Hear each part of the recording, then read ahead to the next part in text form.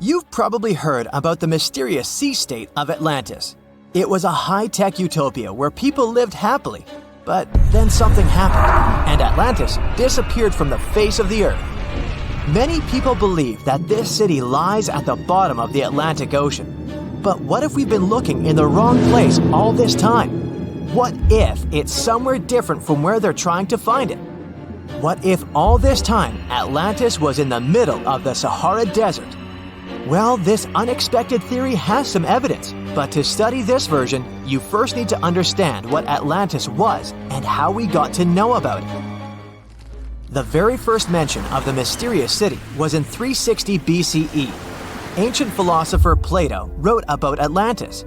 His work, Dialogues, described Atlantis as a rich land with advanced technologies. Its inhabitants were powerful, intelligent, and beautiful, like superhumans. He described in detail the structure of the city, and this was the main reason why many people believed in the existence of Atlantis. According to his records, the Atlanteans built this place in several concentric circles of black and red stone. Then they covered these circles with brass, tin, and precious metals. In the city, there were water channels on which ships sailed. The Atlanteans were sailors, so they built a passage from their city to the open sea. On the internet, you can find many drawings of Atlantis, created based on Plato's descriptions. Take a look at these drawings and an actual photo of the Eye of the Sahara. This place in the Sahara has a shape of several concentric circles. It looks as if a destroyed city left a trace on the sand. Many people have written online that the lost city was located there, but no one could prove it. Once upon a time, the Sahara was filled with rivers and lakes. In prehistoric times, there was only water there. So far, everything matches. The Eye of the Sahara was first discovered in the 1930s. This place was considered a crater from a fallen meteorite. But in the middle of the 20th century, scientists conducted a soil analysis and refuted the version with a fallen space rock. In the end, everyone agreed that this was a dome of molten rocks under which magma was raging. For millions of years, wind and water had been destroying the formed landscape and eventually made it look like perfect circles. But what if the Atlanteans once came to this place and used natural circles to build a city? In this case, we would have many traces and artifacts from this developed civilization. And yes, archaeologists did find some arrowheads, spears, oars, and other things there. But this has nothing to do with Atlantis. In the Eye of the Sahara, a multitude of Acheulean artifacts lies. It was an ancient tribe that frequented this place. For the first time, Acheulean tools appeared more than 1.5 million years ago. Some of the items found there may be 130,000 years old, and according to the records, Atlantis existed about 12,000 years ago. Archaeologists found no artificial structures in this place. There was also no debris or traces of a large city. People would have found some stuff if a big city with advanced technologies had existed here. The main supporter of this idea was one YouTube channel. It collected 1 million views and attracted the attention of many historians and anthropologists. The theory that the Eye of the Sahara is Atlantis was quickly refuted. People found too many discrepancies between this place and the description of Atlantis. The author tried to catch the viewer's attention by presenting external similarities between the natural landscape and the fictional ancient city. Another popular theory claims that Atlantis was a real continent located off the Bahamas, but then this city was swallowed up by the Bermuda Triangle. According to this legend, the city ruins still lie at the bottom of the triangle, but there's no confirmation of this theory either. Writer Charles Berlitz invented it. Adherents of this theory claim that the walls and streets in the western part of the Bahamas might be the ruins of Atlantis. But scientists disagree. They have proven that these walls are natural formations of coastal rocks. There are also rumors that the story of Atlantis was inspired by an actual historical catastrophe, the Black Sea Flood. This is the Bosporus, a strait in Turkey connecting the Black Sea and the Sea of Marmara. Around 5600 BCE, the Black Sea was twice as small as it is now and had many cities on its shores. Unfortunately, a huge flood destroyed this flourishing civilization. Within a year, cities descended underwater, and surviving inhabitants moved to foreign lands and spread stories about the flood. Maybe these stories inspired Plato to come up with Atlantis. In the 1950s, people came up with another version. Atlantis was the continent that is now Antarctica. Tens of thousands of years ago, a warm continent with a developed city shifted to the northern part of our planet because of the movement of Earth's crust. The Atlanteans couldn't adapt to the cold conditions, and Atlantis was covered with a thick layer of ice. This theory was refuted when scientists began studying the tectonic plate's nature. It turned out that Earth's crust couldn't have moved such a huge continent as Antarctica. The tectonic plates don't behave this way at all. But the main question is, was Atlantis real? No one had described it before Plato. Perhaps the philosopher came up with it. Maybe he did this to emphasize the correctness of his views on life and to identify his philosophical theories. In his works, he wrote a lot about divine and human nature and how people can destroy this nature. He spoke of decaying ideal societies because of immoral behavior and vices. The Atlanteans were once moral, spiritual people who created a utopia, but then they became greedy and mean. They destroyed their inner nature, and for this, they had to witness the destruction of their city. One night, fires and earthquakes hit Atlantis and plunged the city into the sea. The higher powers punished people for their immoral behavior, and Plato also wanted everyone to be afraid of moral decay. But judging by the descriptions of the earthquakes and fire, it may seem that Atlantis was destroyed by a volcanic eruption, as it was with the ancient Roman city of Pompeii. And such destructions have happened pretty often throughout history. Natural disasters ruined many developed cities. One of the most famous cases occurred in 1100 BCE in the Mediterranean Sea, when a volcanic eruption destroyed the highly developed Minoan society. The Minoan society existed for about 2,000 years. These people mostly lived on the islands of Crete and Santorini, located north of Crete. The Minoans had beautiful houses, a sewage system, and a developed economy. They were engaged in agriculture, grew fruits and vegetables, painted frescoes, and made jewelry. They were the first people to found the thalassocracy, an empire based on the sea. They lived off of fishing, piracy, and maritime trade.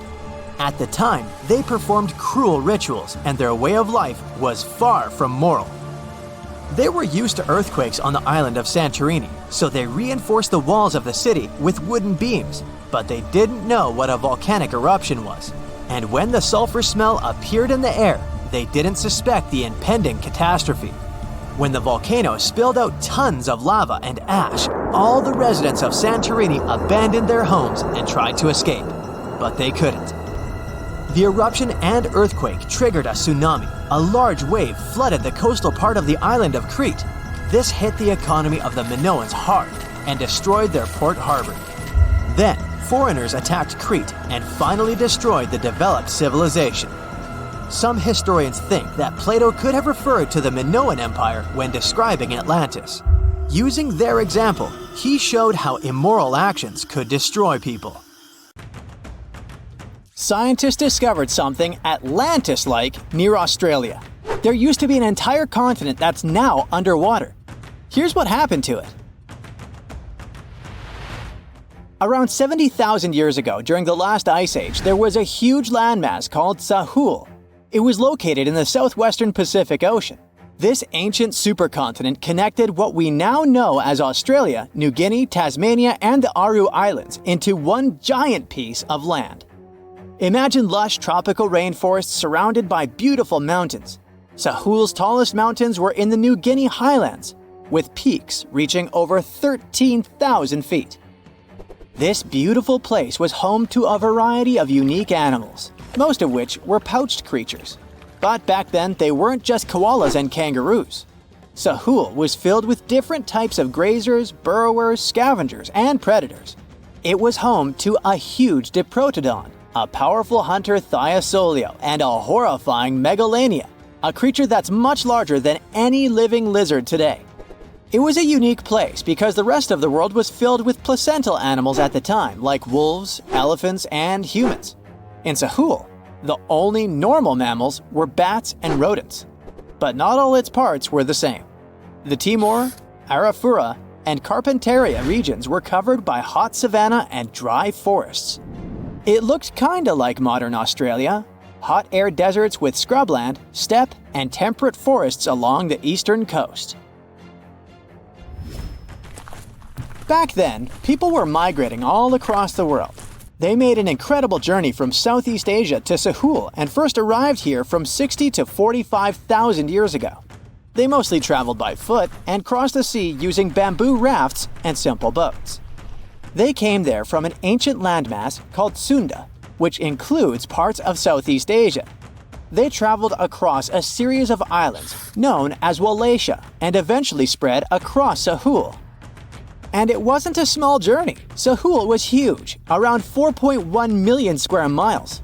That's bigger than the USA or Canada. It stretched from the equator to around the southern part of New Zealand. So they arrived in what is now Australia and became Australia's first people. Scientists think that Sahul had a population of 500,000. We've discovered cave paintings that date back around 40,000 years. It's a hunting scene depicting an anoa, or miniature buffalo, facing figures of humans and animals. Researchers are trying to figure out how these early settlers moved across Sahul and where we might find archaeological evidence of their journey. To do this, they created a landscape evolution model. The simulation showed how Sahul changed between 75,000 and 35,000 years ago. It showed potential migration routes and archaeological sites. Humans likely traveled along coastlines and rivers. But how did Sahul get submerged off the coast of Australia, similar to the mythical Atlantis? During the last ice age, much of the Earth's water was locked up in large ice sheets and glaciers. The sea levels were much lower than they are today. After that, the global temperatures increased. The ice sheets melted and the sea levels rose, flooding the land bridges that once connected different parts of Sahul together. About 8,000 years ago, New Guinea separated from mainland Australia. And then, about 6,000 years ago, Tasmania did the same. We still can explore the underwater parts of Sahul thanks to new technology. Divers explore and collect samples directly from the ocean floor. Underwater drones can go to places that are too deep or dangerous for humans to explore. And with sonar mapping, scientists use sound waves to create maps of the ocean floor. It's like using an echo to see what's underwater. The sound waves bounce off the seabed and come back, helping us create a picture of what it looks like. Deep underwater, archaeologists have found stone tools and other artifacts. They also discovered fossils of animals like Diprotodon and Thylasolio. By studying the underwater terrain of Sahul, they learned about the ancient rivers, lakes, and coastlines that existed during the Ice Age. But Sahul isn't the only underwater continent. Sahul isn't the only hidden gem of Southeast Asia. Take Sundaland, a place made up of Sumatra, Java, Borneo, and some other islands. This place was crazy huge during the Ice Age, but now almost fully underwater. Almost, but not entirely. The parts above the ocean are teeming with life. If you like birds, check this place out. It has almost a fifth of the world's bird species. You can spot colorful birds like the Java hawk eagle and the Bali starling among the lush forests. It's also a home to a fourth of Earth's fish species. Sundaland's waters are a haven for marine life, even the most exotic animals like the Asian arowanas. It's also a treasure trove of flowers. That's where you can find Rafflesia and Titan arum, the world's largest flowers. This makes it very similar to Zealandia. Zealandia is a long, narrow piece of land about half the size of Australia. It broke from Antarctica about 100 million years ago. Just like Sundaland, it isn't fully underwater. 7% of it stayed above sea level. This sticking out little piece is what we now call New Zealand, along with Stewart Island and some smaller islands. These pieces of Zealandia are lush and warm. They're packed with volcanoes, mountain ranges, beautiful natural geysers, and hot springs. Local people, Maori, use these hot springs for cooking. People place corn, eggs, and vegetables in baskets and lower them directly in the hot springs. Sometimes they cook food in a pit oven using heated rocks. Another hidden world is known as Argoland. This mysterious landmass was once part of Australia, back when dinosaurs chilled around.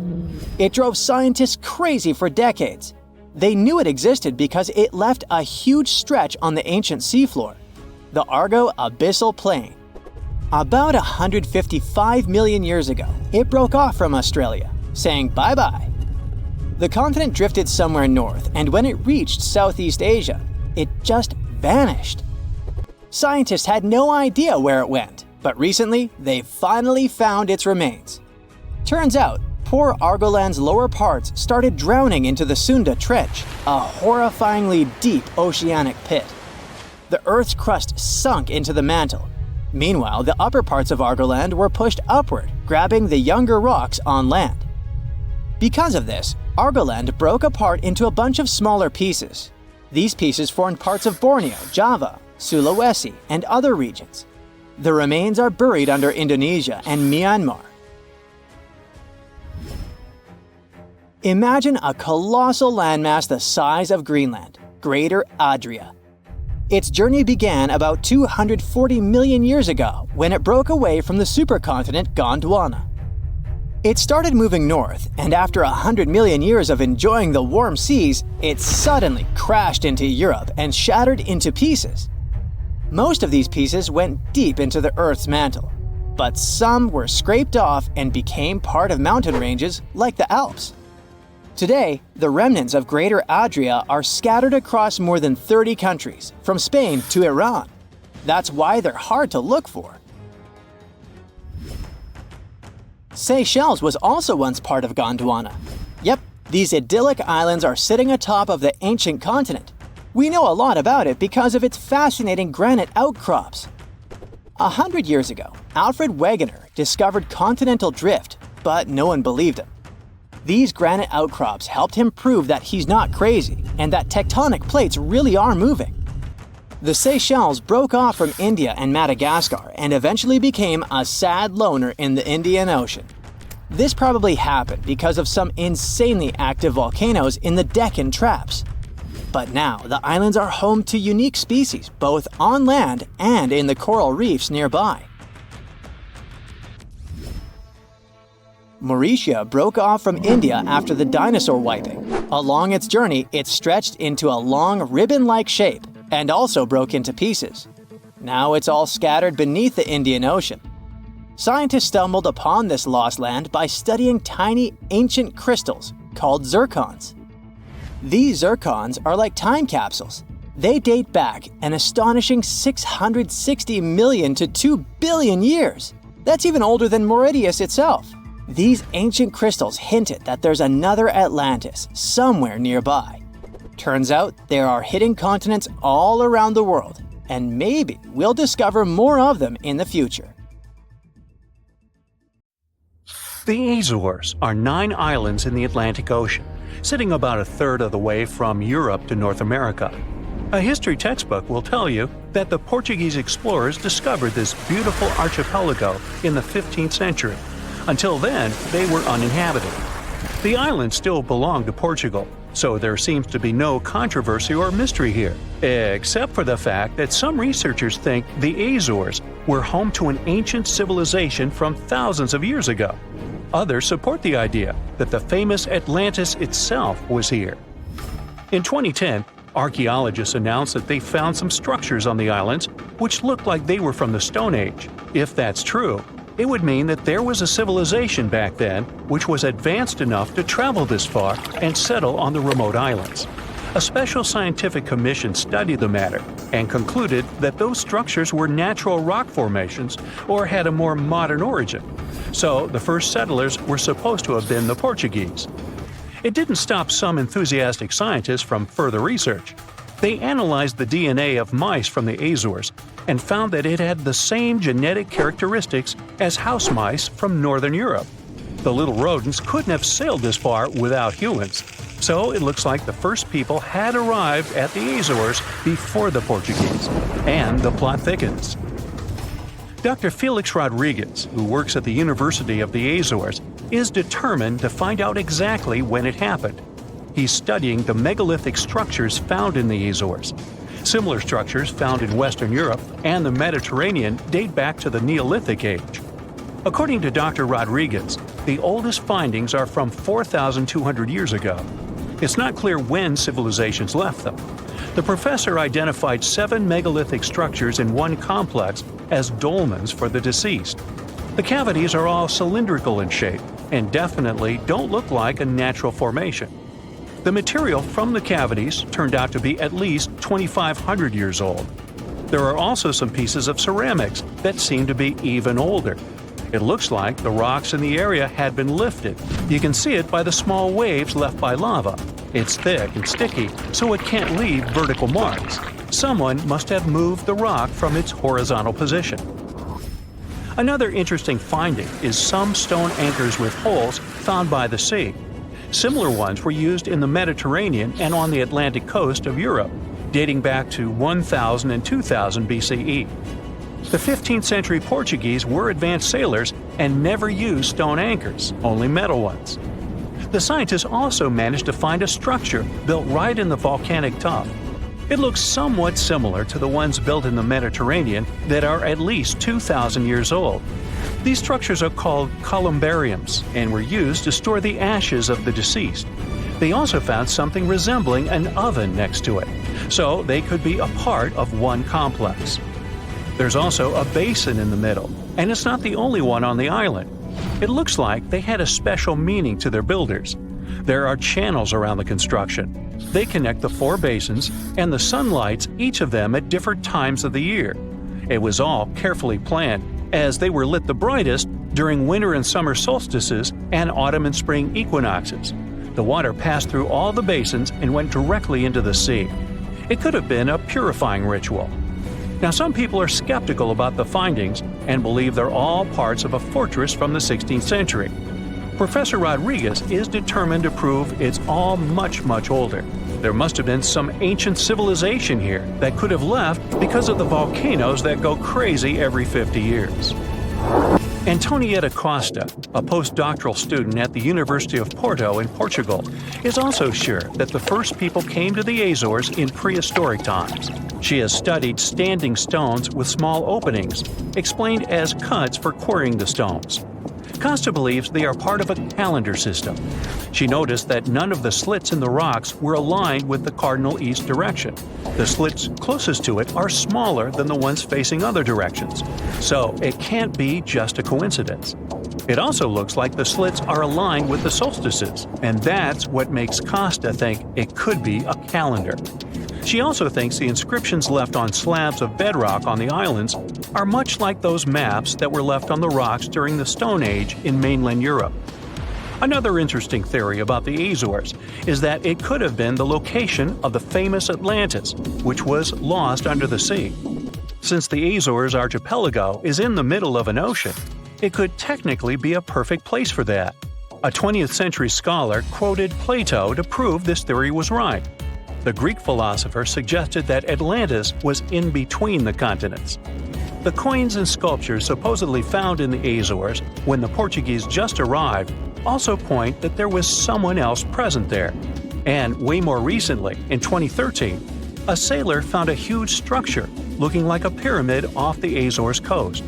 It was most likely a large submarine volcano, but it's much cooler to think it was some big deal in Atlantis, right?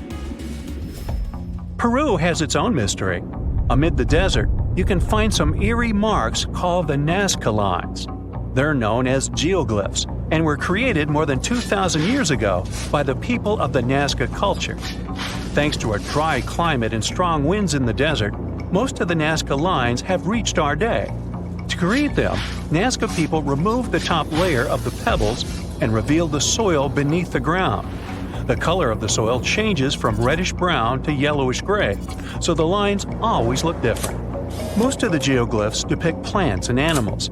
You can clearly see a monkey, a whale, a condor, a hummingbird, a spider, various flowers, trees, and other plants. There are also some geometric shapes, such as triangles, trapezoids, and spirals. Since they were discovered in the 1920s, scientists have offered different explanations for the lines. Some say that in Nazca culture, people ascribe special significance to these motifs, so they probably created these shapes for deities in the sky to see. Others believe they were a sort of astronomical calendar, and animal sketches were modeled after groups of stars. This theory was proved wrong, so the purpose of the lines remains a mystery. Another place that leaves many questions is Nemrut Mountain in Turkey. This mountain has a complex of monuments with temples and tombs. It was built by the Kingdom of Commagene, which ruled here around the 1st century BCE. There are statues of King Antiochus, 2 lions, 2 eagles, Zeus, Hercules, and Apollo. Archaeologists found the ruins of this complex at the end of the 19th century. They thought it had been built by the Assyrians. Then, some of the most famous scientists of the time came here and found an inscription in Greek. It had details about the sculptures and the names of important members of the Commagene royal family. It looked like it had been put there for future visitors. The scientists established that the statues used to be full-size figures. Changes in temperature, strong winds, snow, and the bright sun didn't leave them a chance to last in all their original glory. Plus, the complex is in an earthquake zone, so all you can see now is mostly the heads of the statues. They look incredibly complex and large for their time. The biggest question is, how did the people who lived thousands of years ago manage to create such huge sculptures on top of the mountain? It's obvious that they worked on shaping the limestone blocks up there and not on the ground. So, stay tuned. We'll keep an eye on this.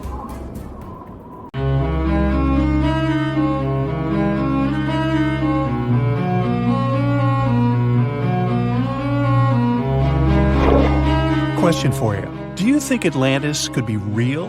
It remains as one of history's greatest mysteries. The legend began with Plato, all the way back in ancient Greece. The tale of a civilization that formed and prospered before our own.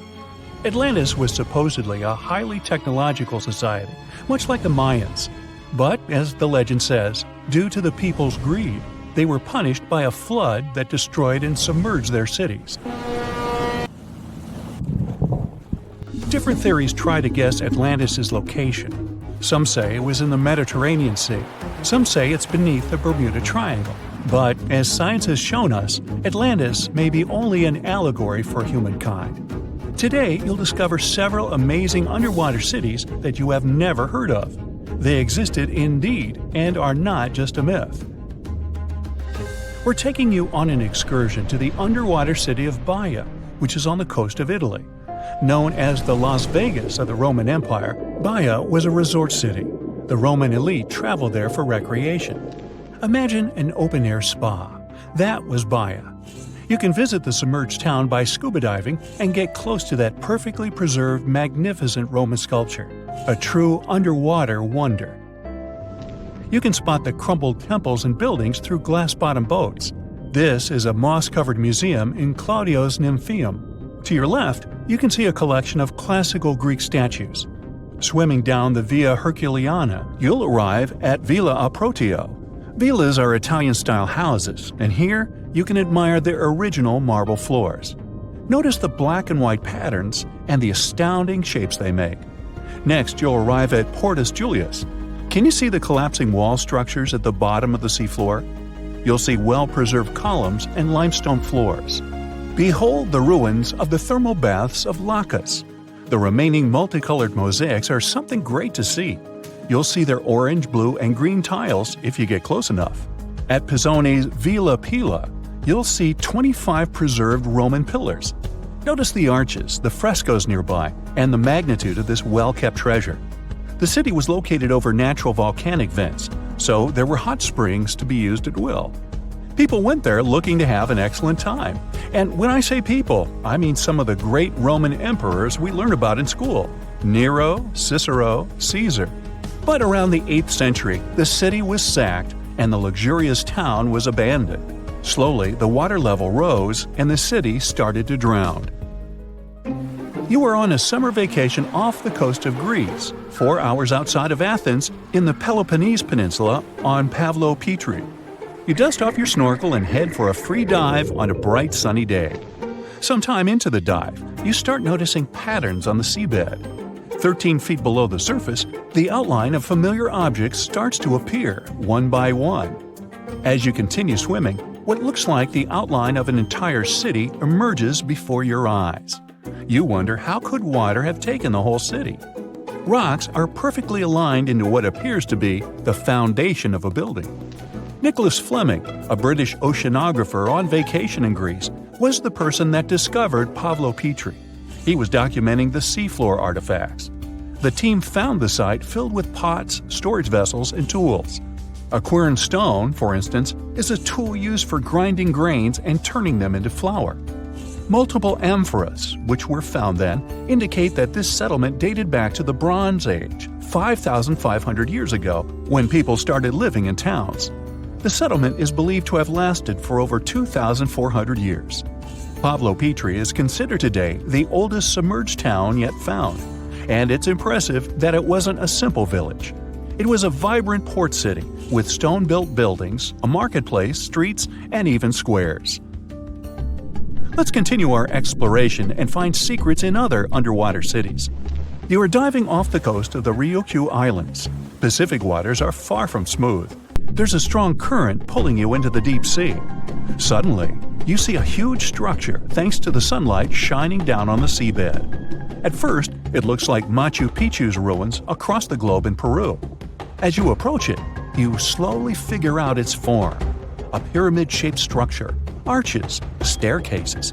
It's something that could have easily been a palace or castle. Could this also be a sign of human activity?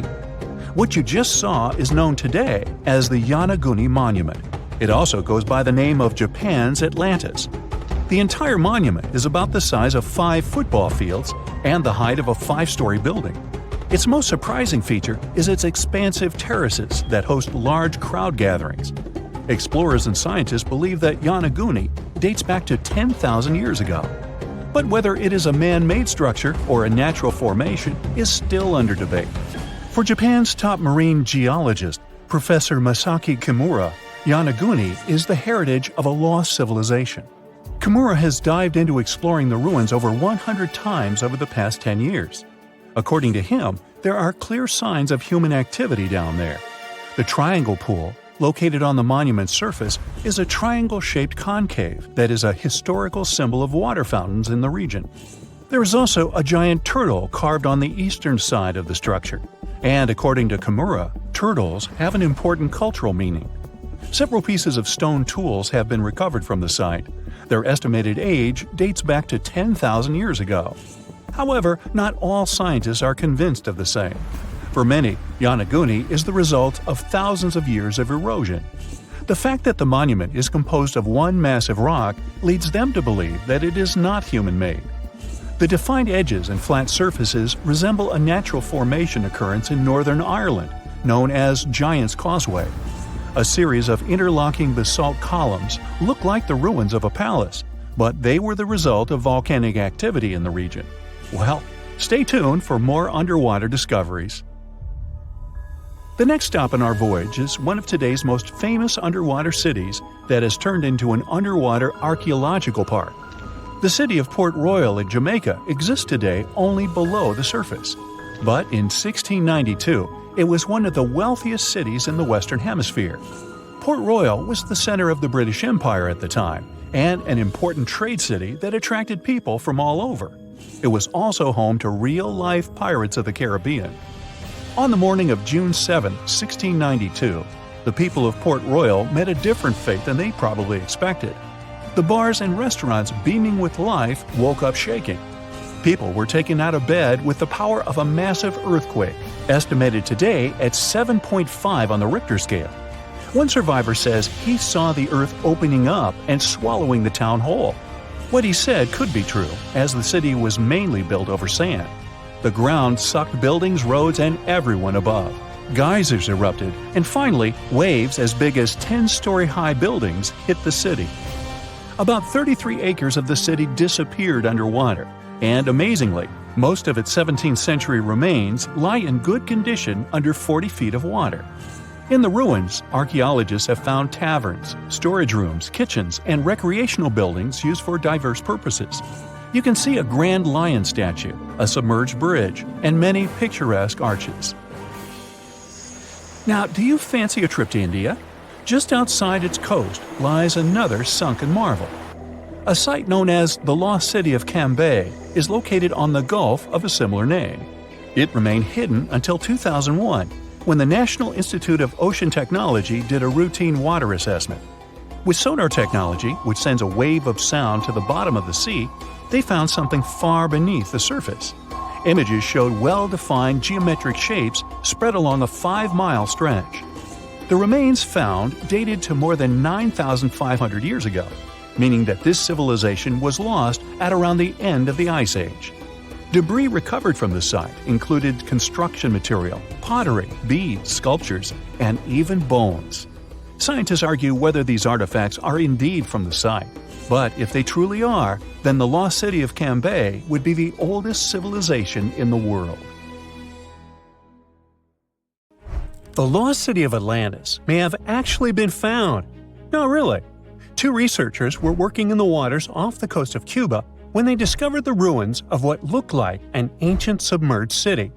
That happened about 20 years ago, and yet no one really talks about it today. It's like the authorities just took the research, locked it away in some top-secret room, and decided no one else should know about it. But why? Well, I'm going to tell you. Back in 2001, Paulina Zalitsky, a marine engineer, and her husband, Paul Weinswig, were hired to explore the waters off Cuba's western coast. They had 2 main objectives: to search for old shipwrecks, possibly hiding treasures like gold and jewels, and to locate valuable oil and natural gas deposits deep underwater. They were using a sonar. Basically, this equipment is like a sound-based radar. It sends out sound waves underwater, and when those waves hit something, like a sunken ship, they bounce back. The system can figure out where and how far the object is just by listening to the echo. So, the couple was scanning the seafloor with this equipment more than 2,000 feet below the surface. And then, out of nowhere, they found something way more interesting than gold or oil. They found stones. Not just any stones. I'm talking huge, perfectly arranged stones. Kind of like a mini version of the pyramid at Chichen Itza. Or even better, like a bunch of tiny submerged Chichen Itzas. Yep, they saw that. Or at least, they think they did. The thing is, sonar doesn't work like a camera. It definitely doesn't record video or take actual pictures underwater. What it does do is create images using sound. And those images are usually just outlines or shapes, kind of like a blurry black and white sketch. It shows you where things are, but not exactly what they look like. And that's exactly what happened back then. The equipment started producing images of these perfectly organized stone structures, and it really looked like some kind of urban development. I mean, the site was just too organized, too symmetrical to be just random rocks. But it sounded too good to be true. I mean, this discovery could totally change everything we know about ancient civilizations on the American continent. So the scientists decided it would be too irresponsible to announce anything without finding more evidence first. And that's why they decided to go back to that same spot. This time they sent down an underwater remotely operated vehicle to actually see what was going on beneath the sea. See? This robot was basically an underwater cameraman. And yep, it confirmed it. There was definitely something strange down there. It looked like an ancient city made of huge, smooth blocks of granite. These rocks were about 8 feet by 10 feet. Some were in pyramid shapes, others were circular. Some seemed to be deliberately cut and then stacked on top of each other, while others appeared isolated from the rest. Together, they looked like they were forming corridors and outlines of rooms. It was like finding large buildings in the middle of an underwater desert. These images were enough for Zalitsky to seal the deal. Back then, she confirmed that this amazing structure, her words, could have been a large urban center. Again, her words. Then the couple started to speculate. They said that these structures were probably built more than 6,000 years ago, which would make them older than the Great Pyramids of Egypt. It's even older than the famous Maya, the civilization that used to live in the Americas and is known for their ancient and advanced temples. The research also suggested that these structures might belong to a civilization that lived on the American continent thousands of years ago, and that we didn't even know about. This supposed civilization once thrived on a 100-mile land bridge connecting Cuba to Mexico's Yucatan Peninsula. But then, something catastrophic happened. According to their theory, the Earth's faults shifted beneath the surface, leading to a massive earthquake. Then, in the blink of an eye, the entire bridge was destroyed. The land was swallowed up by the sea and ended up at the bottom of the ocean, and this civilization disappeared. Of course, all the connections to the famous Atlantis myth got the media totally hooked on the story. News websites ran headlines like "Lost City of the Caribbean Found" and "Atlantis Found in Cuba." So, could that really be Atlantis? I mean, did they finally find the remains of this supposedly super advanced and lost civilization? Well, it's hard to say. From the start, part of the scientific community wasn't buying into the story too much. First, there's the issue of the date. Saying that this civilization existed at this spot at least 6,000 years ago just wasn't very credible. Then, some European archaeologists argued that the stones they found using sonar might just be natural limestone, not perfectly sculpted granite. And third, it was too deep. Even with the whole theory of earth faults opening up and swallowing everything, it's still hard to explain how an entire city ended up so deep in the ocean. For comparison, there is Heraklion, a real ancient Egyptian port city that got submerged. Today, it is only about 19 feet underwater. But this so-called Atlantis city is at depths between 2,000 and 2,460 feet. See how that's totally different, right? People think it would have taken around 50,000 years for such stone structures to sink to the depth where they are said to be found. And according to experts, none of the known civilizations from that long ago had the ability to build such structures. But for Zalitsky, yes, it was possible. She still believed in the fault theory to explain how this land ended up at the bottom of the ocean so fast. Big movements of the Earth's tectonic plates are usually followed by things like volcanoes and earthquakes. So, according to her, it's a powerful event, and the island sinking could have happened really quickly. This earthquake theory could also explain why some of the megaliths on the seafloor look organized while others don't. But to really prove any of this, they needed a specially designed robot to go down there again and take samples of the rocks and sediment. That way, they could figure out how old the rocks were and maybe even find signs of human life, like carvings, sculptures, or artifacts. The problem is, drilling into those structures isn't easy. They look like granite, and drilling granite that deep underwater is seriously tough. And more than anything, they needed money to do it, a lot of it. So maybe they just never got the funding. Because even with all that initial hype, no further explorations or studies were ever reported. And that lack of follow-up sparked a lot of speculation. Some people even wondered if the story got shut down on purpose, like maybe the authorities wanted to keep something top secret. As if this underwater city was built by some kind of higher extraterrestrial being, and they just don't want us to find out. But truth be told, the strongest argument for saying, yeah, that is definitely a lost city, is that nature supposedly couldn't have built something so symmetrical. Geologists did try to find natural explanations, or at least similar examples from other parts of the world, but they came up short. Still, just because we haven't found a clear natural explanation doesn't mean there isn't one. Nature can create some pretty wild and unexpected stuff, so honestly, that whole too perfect to be natural angle is kind of a weak argument. What most likely happened is that experts just weren't convinced it was actually a sunken city. And that's probably why no one followed up on their work. Over time, the buzz faded, the story disappeared, and the site slipped back into silence. And without more data, the true nature of those underwater formations off Cuba's coast is still a mystery. Ever since Plato wrote about the allegory of Atlantis, humanity has been fascinated with the possibility of the discovery of a thriving underwater civilization. Fancy joining me on a trip to a few historic underwater sites? Let's see what we can find out about ancient civilizations. The first one on our list is what is being called the underwater Stonehenge. Scientists have recently discovered a mysterious pile of cairns that stretch for miles under the shimmering waters of Lake Constance at the borders of Switzerland, Germany, and Austria. Archaeologists began to explore the site back in 2015, and they haven't been able to understand yet what it was actually used for. What they do know is that there is a 12-mile line of 170 human-made stone cairns under Lake Constance. Scientists say this was most likely the result of a combined work of several villages. The cairn site was probably used for some collective purpose. The formations are huge. Some of them are several dozen feet wide. The most amazing discovery so far is that the site dates back to around 5,500 years ago. Now, what were we humans doing back then? We were living in the prime years of the so-called Stone Age. We were beginning to make artifacts from stone and use them to hunt and eat. Can you imagine what a knife and fork might have looked like back in those days?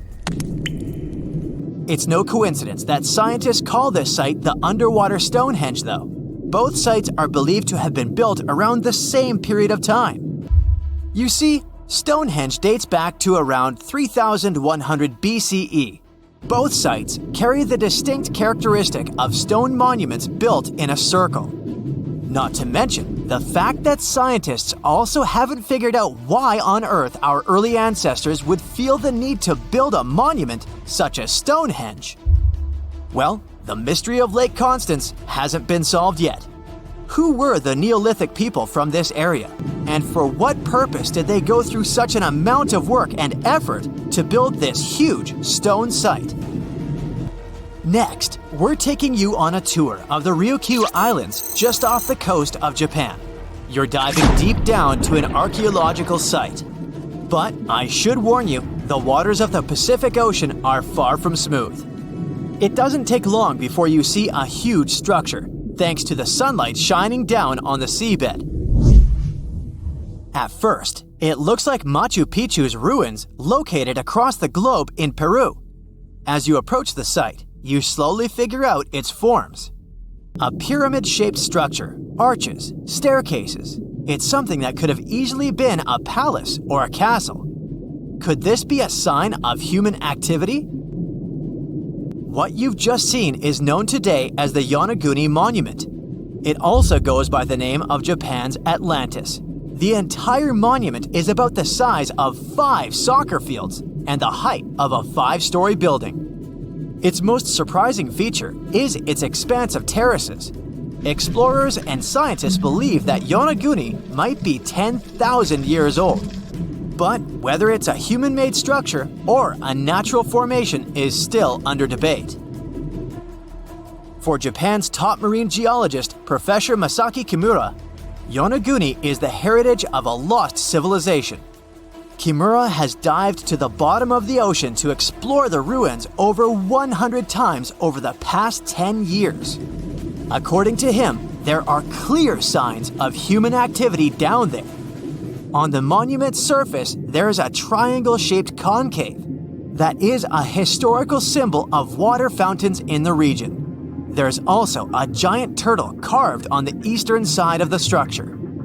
And, according to Kimura, turtles have an important cultural meaning. Several pieces of stone tools have been recovered from the site. Their estimated age is around 10,000 years. However, not all scientists support this theory. For many, Yanaguni is the result of thousands of years of erosion. The fact that the monument is composed of one massive rock leads them to believe it's not human-made. The defined edges and flat surfaces resemble a natural formation in Northern Ireland, known as the Giant's Causeway. The basalt columns look like the ruins of a palace, but they're actually the result of volcanic activity in the region.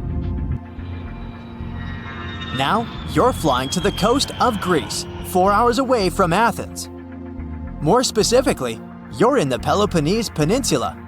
You dust off an old snorkel and head for a free dive on a bright sunny day. Sometime into the dive, you start noticing patterns on a seabed. 13 feet below the surface, outlines of familiar objects start to appear, one by one. As you continue swimming, what looks like the outline of an entire city emerges in front of your eyes. Are you wondering how water could have taken the whole city? Rocks are perfectly aligned into what appears to be the foundation of a building. This is Pavlopetri, an ancient city you've probably heard about for the first time. It was discovered by Nicholas Fleming, a British oceanographer, when he was on vacation in Greece. He had heard rumors about Pavlopetri's existence and indeed found several artifacts on the seafloor. He went back to the area a year later with the team. They found a site filled with pots, storage vessels, and tools. A kernstone, for instance, is a tool used for grinding grains and turning them into flour. Multiple amphoras indicate that this settlement dates back to the Bronze Age, 5,500 years ago, when people started living in towns. The settlement is believed to have existed for over 2,400 years. Today, Pavlopetri is considered the oldest submerged town ever discovered, and what's impressive is that it wasn't a simple village. It was a vibrant port city with stone buildings, a marketplace, streets, and even squares. The next stop on our voyage is one of today's most famous underwater cities that has been turned into an archaeological park. The city of Port Royal in Jamaica exists only below the surface, but in 1692 it was one of the wealthiest cities in the Western Hemisphere. Port Royal was the center of the British Empire at the time and an important trade city that attracted people from all over the region. It was also home to real-life pirates of the Caribbean. On the morning of June 7, 1692, the people of Port Royal met a different fate than they had probably expected. The city woke up shaking. People were thrown out of their beds by the power of a massive earthquake, ranking 7.5 on a Richter scale. One survivor said he had seen Earth opening up and swallowing the whole town. What he said could be true, as the city was mainly built on sand. The ground swallowed buildings, roads, you name it. Geysers erupted, and finally, waves as big as 10-story buildings hit the city. About 33 acres of the city disappeared under the water. Amazingly, most of its 17th century remains are still in good condition under 40 feet of water. Archaeologists have found taverns, storage rooms, kitchens, and recreational buildings used for diverse purposes. You can also see a grand lion statue, a submerged bridge, and many picturesque arches. Of course, I saved the best for last: India. Just off its coast lies another sunken marvel. A site known as the Lost City of Cambay is located in the Gulf with a similar name. It remained undiscovered until 2001, when the National Institute of Ocean Technology made a routine water assessment. With the help of sonar technology, which sends a wave sound to the bottom of the sea, they found something far beneath the surface. Images showed well-defined geometric shapes spread along a 5-mile stretch. The remains date to more than 9,500 years ago, meaning this civilization was lost at around the end of the Ice Age. Debris recovered from the site included construction material, pottery, beads, sculptures, and even bones. Scientists argue whether these artifacts are indeed from the site, but if they truly are, then the lost city of Cambay might be the oldest civilization in the world. Now, the Mariana Trench is the deepest and probably the most enigmatic place on Earth, whatever that means. Bizarre creatures such as deep-sea anglerfish, frilled and goblin sharks, barrel-eyed fish, hatchet fish, live in a crescent-shaped trench in the Western Pacific. Just 3 people have ever descended down the Challenger Deep in the southern end of the Mariana Trench. There, at a depth of almost 11,000 feet, Vents are bubbling up carbon dioxide and liquid sulfur. Mud volcanoes erupt under the pressure 1,000 times greater than at the surface. And so, it's no place I want to go. So bye! Get back in there. Alright. Since you clicked, yeah, you're about to visit places no less mysterious and creepy than the Mariana Trench. Your first stop is Mexico, the Yucatan Peninsula to be precise. See those bottomless sinkholes filled with crystal clear water? It's fresh water that overlies salt water seeping from the sea. The sinkholes are called cenotes. The Mayans believed these natural wells were the gateways to the underworld. Thousands of cenotes, created by collapsed limestone bedrock, form one of the world's longest underwater cave systems. You can easily get lost in this tangled, mysterious network. Now it's time to visit the Caribbean.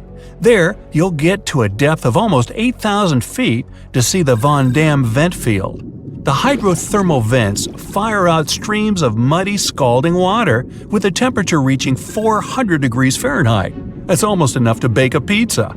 These mounds are made of talc, a substance you can find in baby powder.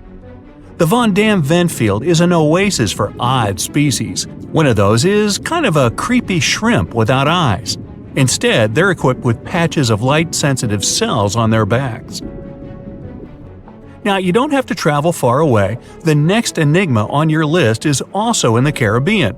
Just off the coast of Belize, there is a giant sinkhole. It's also blue. Yep, that's the Great Blue Hole.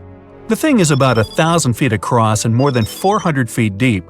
Once, a long time ago, this hole was a cave until rising waters filled it, making it collapse in on itself. The deeper you descend into the Great Hole's crystalline waters, the darker it becomes. You see tons of stalactite-filled caves, but don't even try to enter them unless you want to get hopelessly lost. Once you reach a depth of 50 feet, you notice the water shimmer. That's the invisible line dividing the sinkhole's salty top from the freshwater abyss. Time to get out of there. Who knows what you might come across in the murky depths? Your next destination is off the Pacific Northwest coast. Almost 500 streams of methane bubbles were discovered there several years ago. Because of the bubbles, the vents got the name champagne seeps, which sounds better than the fart spas. Scientists are still puzzling over this phenomenon. Where does the methane come from? Underwater cows? Why is its temperature warmer than that of the surrounding ocean? And most importantly, what would happen if you managed to light a match somewhere near a large bubble? Methane is a highly flammable gas, and setting a methane bubble on fire, well, you get the picture. And now you're off to Iceland. The plan is to dive into Silfra, a fissure filled with pure glacier water. This 206-foot deep crack is the only underwater place on the planet where you can touch two continents at once. The deeper you go, the darker it becomes. The rocky landscape looks otherworldly. Divers who dare to visit this incredible place risk having their gear frozen, getting hypothermia, or not surviving whatsoever. After all, the water temperature in Silfra Fissure is about 35 degrees Fahrenheit year-round. Your next destination is Scotland. Okay, cue the bagpipes. If you dive in the Gulf of Corryvreckan, a narrow strait between two islands, you'll see massive underwater rocks and deep holes. They create the third largest permanent whirlpool on the planet, the Corryvreckan Maelstrom. The water moves through the strait at breakneck speed. It hits the underwater rocks, and the place looks like a pot with boiling water. The waves, created in the process, sometimes reach a height of 15 feet, and you can still hear the roaring whirlpool from 10 miles away. It's believed the Corryvreckan Maelstrom has swallowed dozens of sailors over the centuries. They were caught unaware by the ferocity of this natural phenomenon and pulled underwater in the blink of an eye. Okay, enough bagpipes. Your adventures are getting more and more extreme. You're heading for Antarctica. There, in the Southern Ocean, you'll find the Ross Sea Ice Shelf. Say that 5 times real fast. Later, not now. It's roughly the size of Spain, with the ocean underneath containing as much water as the North Sea. Once, scientists drilled all the way down through this enormous chunk of ice. Imagine their astonishment when they found life in those extreme conditions. The researchers came across dozens of mysterious species not known before. The most unnerving were upside-down swimming fish and overturned sea anemones hanging in the frigid waters. Hopefully, bizarre places with a notorious reputation don't frighten you.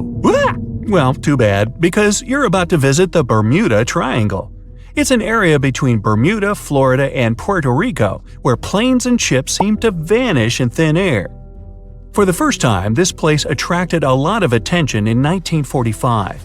That's when 5 U.S. Navy planes disappeared during training. Before radio contact was lost, the flight leader said, "We're entering white water. Nothing seems right." After that, the planes with 14 men flying them disappeared. Even scarier, a rescue plane with 13 people on board never came back as well. Some people believe the mythical city of Atlantis lies at the bottom of the triangle. They claim its inhabitants use extraterrestrial technologies to sink ships and crash airplanes. Others blame rare and unexplored natural phenomena, for example magnetic anomalies, or massive pockets of flammable methane gas. There we go again. Then, if a bolt of lightning ignited a giant methane bubble near a ship or a plane, this could probably make it sink without a trace, except the smell. But methane is found everywhere all over the world, and it never behaves this way. Some experts aren't sure there's a mystery to explain whatsoever. Lots of busy routes pass through this area. No wonder more ships and planes sink there than anywhere else. Now, prepare some warm clothes. You're heading for the north again. Your destination is Cape Desolation in Greenland. Nice place. In 2012, Canadian researchers were sampling the water in that area, and their equipment came back to the surface with pieces of coral attached to it. That's how a cold water coral reef was stumbled across. These unique pinkish corals can easily go without sunlight and live in strong currents 3,000 feet below the surface.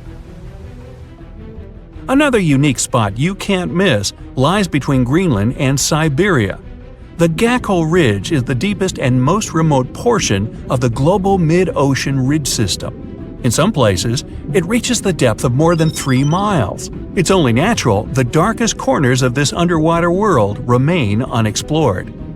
Fascinating chemical reactions happening at the bottom of the ridge produce hot fluids rich in minerals. They spew, like freshmen at a rush party, from seafloor vents. And since these vents are isolated from the rest of the ocean, they're hot spots for bizarre creatures found nowhere else in the world.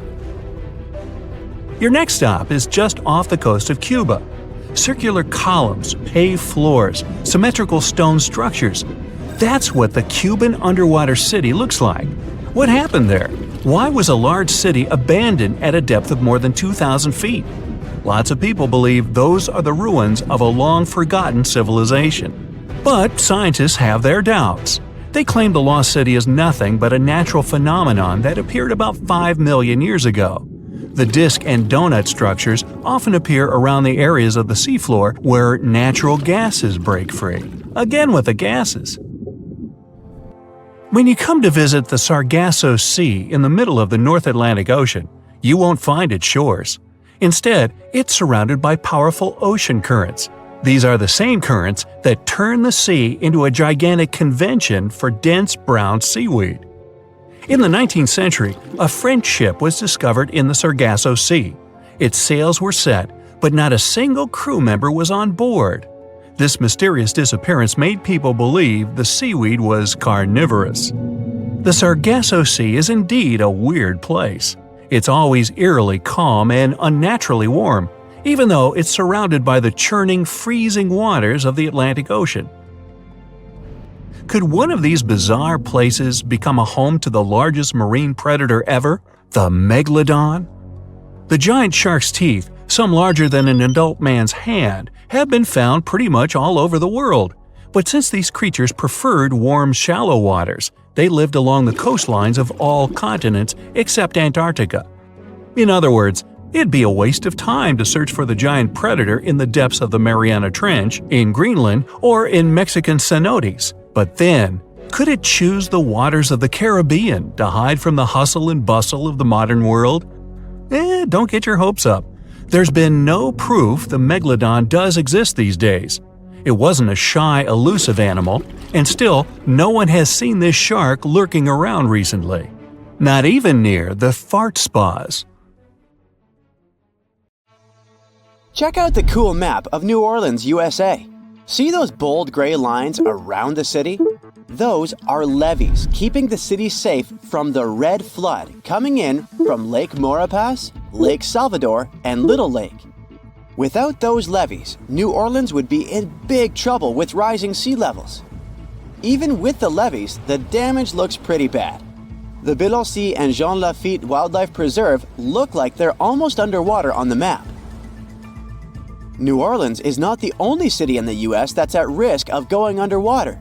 The city of Savannah is located right in the middle of Hurricane Central. But even without Mother Nature's fury, the place is facing some serious sea level rise. The Savannah River to the north and the Ogeechee River to the south might both overflow into the surrounding marshland, and that's not even the worst part. By 2050, there may be massive floods every year that will make history books look boring. Sorry to break it to you, but Miami is on the line too.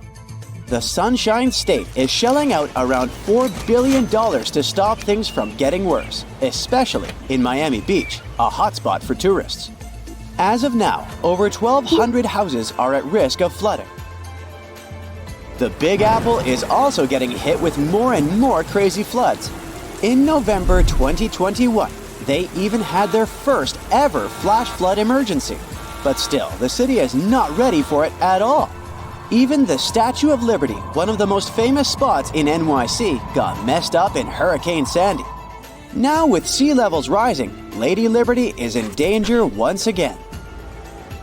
Tabasco, Mexico is no stranger to flooding, thanks to its coastal location on the Gulf of Mexico. This low, flat state is covered in wetlands and forests and already deals with seasonal floods. But with sea levels rising, it could eventually be completely taken over by water.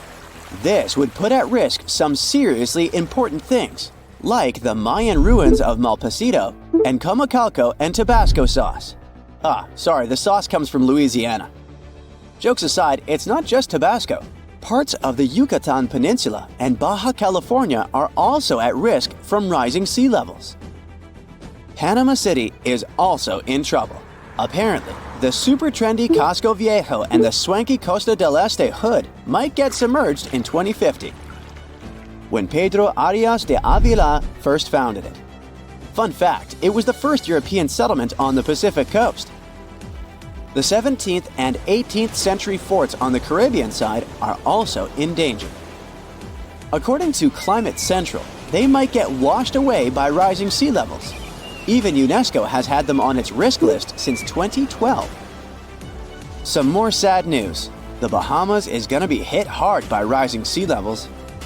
I mean, Hurricane Dorian was already a huge bummer in 2019. And now, they're saying most of Grand Bahama, Nassau, Abaco, and Spanish Wells could go underwater by 2050 due to various reasons. Amsterdam. The Netherlands is one of the Low Countries for a reason. The city and its buddies Rotterdam and Den Haag sit low and close to the North Sea. You gotta hand it to the Dutch though. They know how to handle the water and keep it at bay with high-tech flood defenses.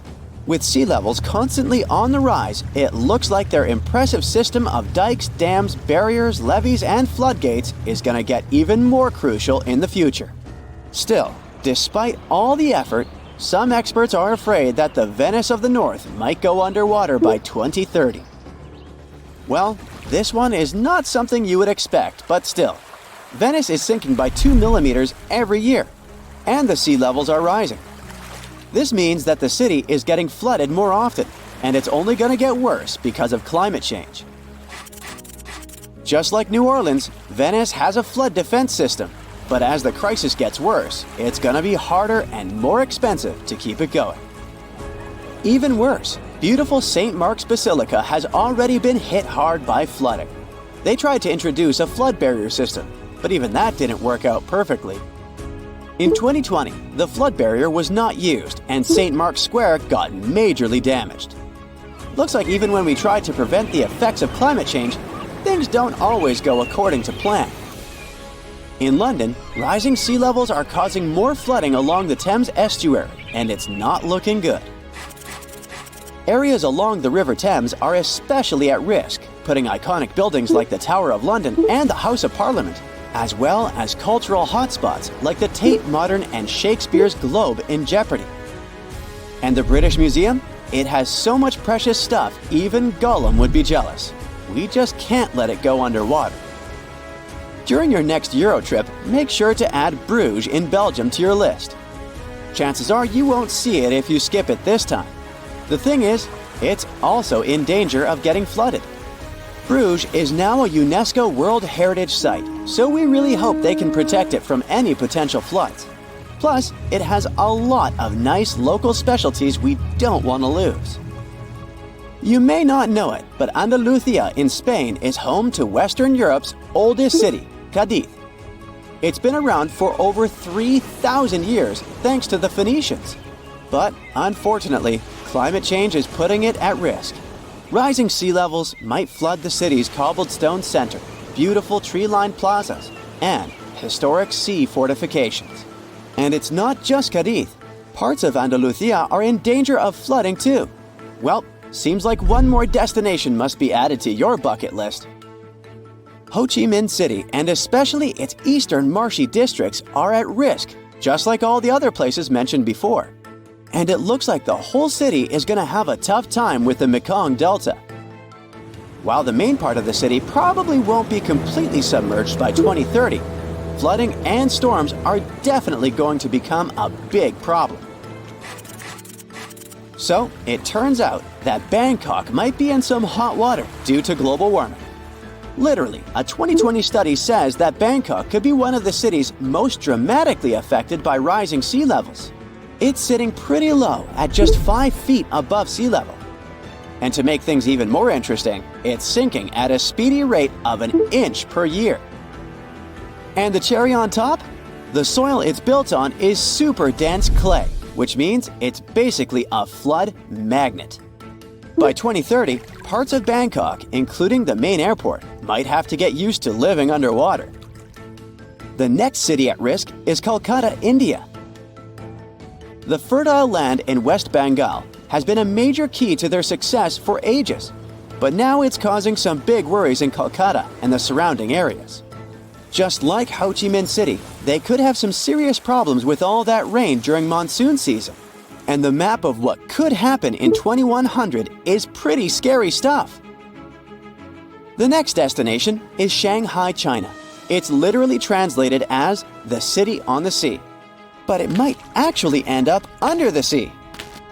Climate control data is flashing red warning lights for this megacity, making it one of China's most at-risk cities. The Yangtze Delta, where Shanghai sits, and the Pearl River Delta, home to the Guangzhou, are both in hot water too, with lots of people living on low-lying land that might get flooded. The Maldives, a luxurious group of islands, already get flooded every year. Experts think they might lose 80 or even more % of their islands in the next 30 years. The Maldivian authorities aren't taking any chances though. They're already making plans to buy land in other countries, just in case they need to relocate the whole population.